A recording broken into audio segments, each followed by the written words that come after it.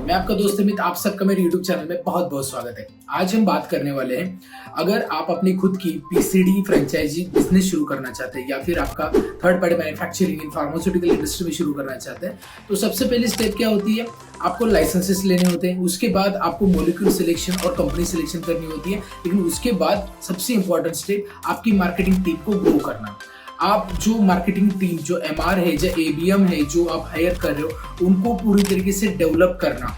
इससे पहले उनको हायर करना, उससे पहले उनके लिए इंपॉर्टेंट टूल आपके पास प्रिपेयर्ड होने चाहिए। तो इसी के लिए आज हम ये वीडियो बनाने जा रहे हैं। यहाँ पे मैं आपको बताने जा रहा हूँ कि आपके मार्केटिंग टीम के लिए कौन कौन से टूल्स, कौन कौन से इंफॉर्मेशन बहुत ज़रूरी है उनको ट्रेन करने के लिए। इसके बाद उनको ट्रेन कैसे करें, हायर कैसे करें, उसके बाद उनको ट्रेन कैसे करें, उसके साथ उनको सैलरी कितनी देनी चाहिए, और साथ ही उसकी जो ऑफर लेटर होता है उसमें कौन कौन सी चीज़ें इंक्लूड होनी चाहिए, और साथ ही उनको जो अलाउंसेस होते हैं वो कैसे होने चाहिए, और एक्स्ट्रा बेनिफिट्स अगर आप देते हैं तो वो कैसे होने चाहिए। तो बेसिकली अगर आप अपने कंपनी के लिए मार्केटिंग टीम डेवलप करना चाहते हैं तो वो कैसे बननी चाहिए, इसकी पूरी स्ट्रैटेजी इस वीडियो में आपको मिलेगी। हालांकि ये वीडियो एक शॉर्ट वीडियो है जो हमारा डिजिटल कोर्स है फार्मा स्टार्टअप का, वहां पे हमने इन डेप्थ कवर किया है फार्मा स्टार्टअप पीसीडी या थर्ड पार्टी अगर आप शुरू करना चाहते हो तो कैसे शुरू कर सकते हैं फ्रॉम द बेसिक। इसी का ये 4th पार्ट है। ओके, तो चलिए इस इंटरेस्टिंग वीडियो को स्टार्ट करते हैं। ये वीडियो में मैं आपको 4 चीजें बताऊंगा।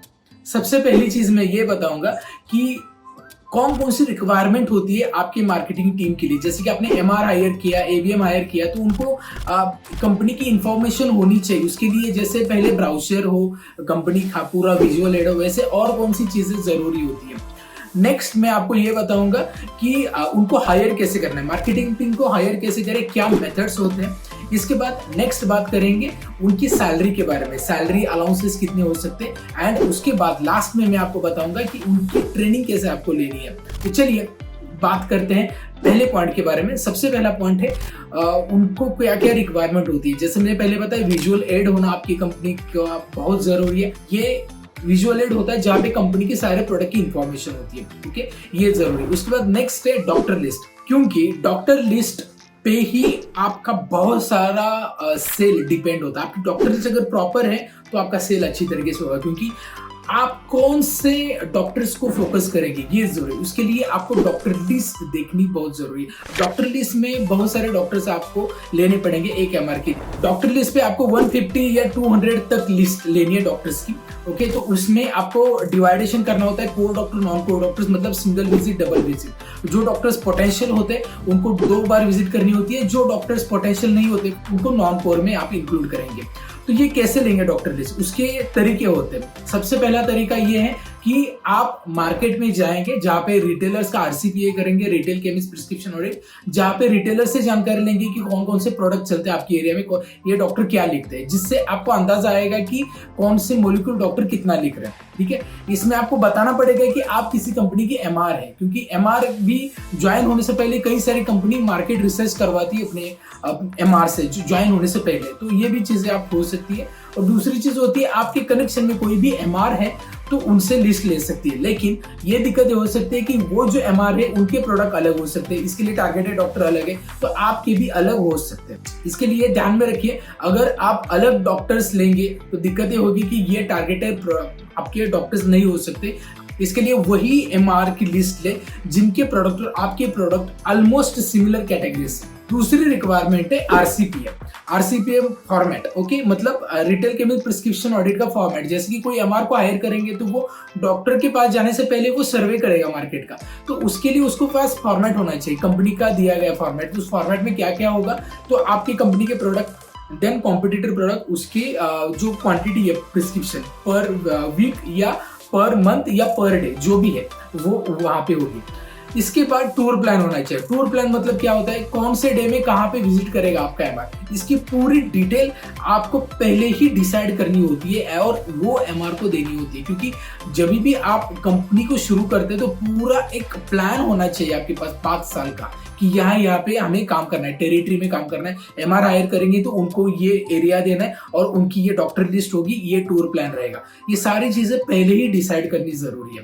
तो ये होगा पहला रिक्वायरमेंट। अब बात करते हैं एमआर को हायर कैसे करेंगे। हायर करने के अलग अलग तरीके हैं। एक तरीका मैं बताता हूँ, आपके नियर बाय जो होलसेल की मंडी है वहां पे जाके आप एडवर्टाइजिंग कर सकते हैं कि एमआर चाहिए, फ्रेशर चाहिए, एक्सपीरियंस चाहिए, वो रिक्वायरमेंट लिखिए और हेडक्वार्टर जो चाहिए वो इन्फॉर्मेशन दीजिए, कॉन्टैक्ट नंबर दीजिए और आपको कॉल आ सकते हैं। अदरवाइज आप ईमेल भी दे सकते हैं जहाँ पे वो रिज्यूम सेंड कर सकते हैं। तो यहाँ से आपको कैंडिडेट मिल जाएंगे और क्वालिफिकेशन भी लिखिए क्या क्या जरूरी है, ठीक है, जिसके अनुसार आपको कॉल आएंगे और आप उसके अकॉर्डिंगली सेग्रीगेट करेंगे।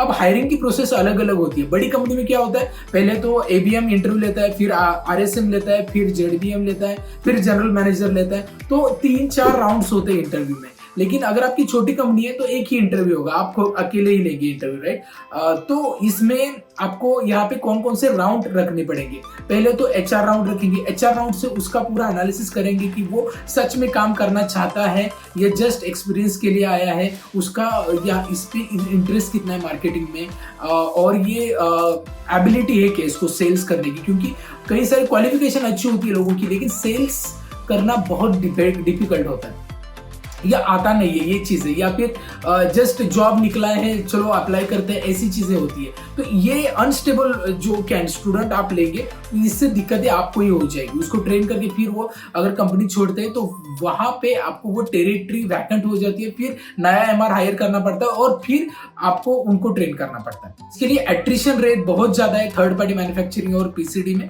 इसके लिए लेते वक्त आपको नीडी स्टूडेंट को ही लेना है, ओके।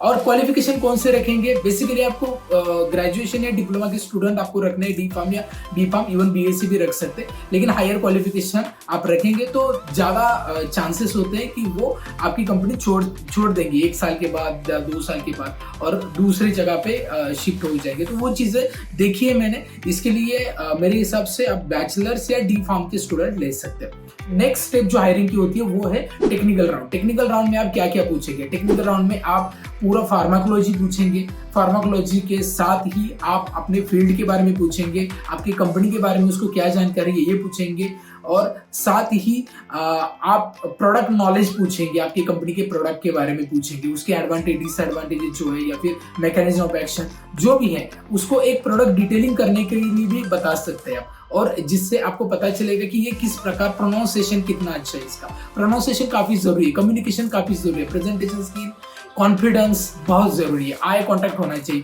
तो ये चीजें अगर उसमें नहीं है तो आप डेवलप करके वो इंप्रूव कर सकते हैं कि ये भी देखिए, अगर है तो काफी अच्छी बात है। तो इस प्रकार आपको हायरिंग करनी है।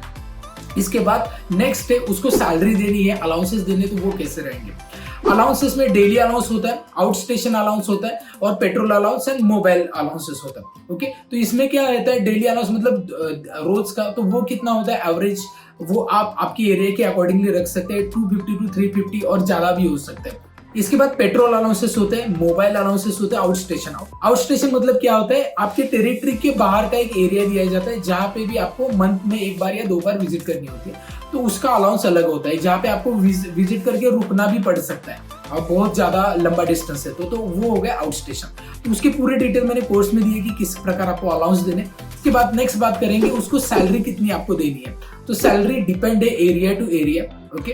तो सैलरी आप दे सकते हैं 2.4 to 3.5 lakh per annum depending on your area requirement. इसके बाद मैं अब बताऊंगा कौन कौन सी चीजें उसके ऑफर लेटर में होनी चाहिए। अगर मान लो वो सिलेक्ट होता है तो ऑफर लेटर आपको देना है, तो वहां पे कौन कौन सी चीजें आपको मेंशन करनी है और उसका मतलब क्या है ये तो मैंने कोर्स में बताया, लेकिन यहाँ पे कौन कौन सी चीजें आपको हाईलाइट करनी है वो बताता हूँ। तो पहले date of joining, then designation, then department, then compensation, rules and regulation, area activity, then misconduct, then paid holidays, then inquiries and penalties, resignation clause।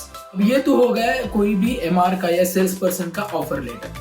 अब इसके बाद उसको ट्रेनिंग देनी है। अब ट्रेनिंग होती है क्लासरूम ट्रेनिंग।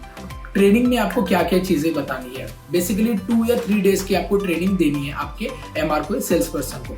तो वहां पे कंपनी की डिटेल इंफॉर्मेशन, प्रोडक्ट की पूरी इंफॉर्मेशन, साथ ही डॉक्टर्स कैसे कॉल करने हैं वो उसकी पूरी डिटेल देनी है, सैंपल कैसे आपको प्रेजेंट करना है, देन विजुअल एड कैसे पोजीशन रखनी है, देन प्री कॉलिंग या पोस्ट कॉलिंग एनालिसिस जो होता है उसके बारे में, आरसीपीए के बारे में बताना है, सेकेंडरी सेल, प्राइमरी सेल, जो कुछ टर्मिनोलॉजीज है, स्कीम्स क्या होती है, प्रोडक्ट की डिटेल्स आपको मतलब क्या क्या स्कीम है हर कोई प्रोडक्ट को, तो वो चीजें बतानी है। तो प्रोडक्ट लिस्ट आप देंगे, विजुअल एड देंगे और बैग में क्या क्या आता है उसका पूरा इंपॉर्टेंस आप बताएंगे। ये सारी चीजें आपको वहां पे 2 दिन के पूरे ट्रेनिंग में देनी है। उसके बाद फील्ड वर्क भी होता है और फील्ड में आपको एक्चुअल कॉल करके बताना है उसको कि कॉल किस प्रकार किया जाता है, आरसीपीए कैसे किया जाता है, उसके अकॉर्डिंगली आपको at the end of the day कितने कॉल हो गए। एवरेज कॉल 12 कॉल का होता है, 12 से 15 कॉल, और जो केमिस्ट विजिट होती है वो भी 10 से 15 तक होती है, डिपेंड है।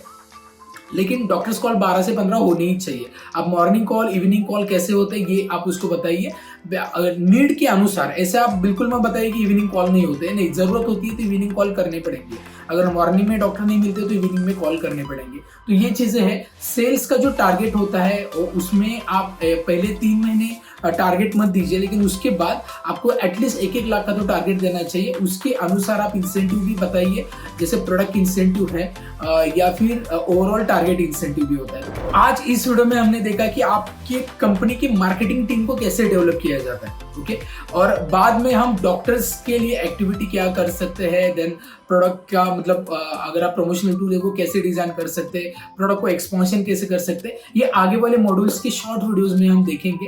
तो अगर आप थर्ड पार्टी मैन्युफैक्चरिंग या पीसीडी कंपनी शुरू कर चुके हैं या करना चाहते हैं और आपको डिटेल जानकारी लेनी है तो आप हमारा digital course on pharma startup definitely purchase कर सकते हैं। जहाँ पे मैंने बताया कि कंपनी शुरू होने से पहले कैसे प्रिपेयर करना है और कंपनी शुरू होने के बाद एक्सपांड कैसे करना है, एक्सपोर्ट कैसे करना है, हर चीज मैंने यहाँ पे क्लियर आउट कर दी है। तो डेफिनेटली वो आपके लिए बेनिफिशियल रहेगा। तो ये वीडियो कैसा लगा ये मुझे बताएं। वीडियो अच्छा लगता है, कंटेंट अच्छा लगता है, वीडियो को लाइक करें, चैनल को अभी सब्सक्राइब नहीं किया चैनल को सब्सक्राइब करें और इस वीडियो को कई सारे लोगों तक शेयर करें। इस वीडियो में इतना ही, मिलते हैं नेक्स्ट वीडियो में, तब तक बी हेल्दी, बी हैप्पी।